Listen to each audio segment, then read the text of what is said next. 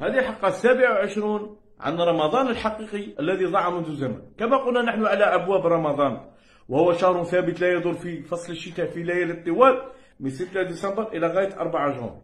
كما تحدثنا عن ليلة القدر التي عاشها النبي الله موسى والتي عاشها النبي الله عيسى وهو رضيع، أمر عظيم، وهو رضيع ويتكلم بالوحي ويقول أوصاني بالصلاة والزكاة ما دمت حيا.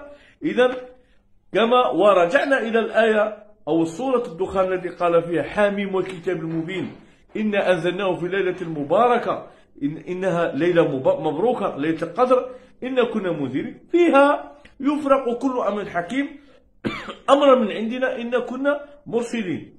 إذا الأمور الحكيمة والعظيمة تقع في هذه الليلة وهو رضيع يتكلم بالوحي. إذا واختيار الأنبياء في تلك الليلة واختيار ونزول الوحي، إذا كلها تقع في تلك الليلة المميزة التي اختارها الله على سائر ليالي السنة. انتظرونا للتوضيح أكثر. سلام عليكم.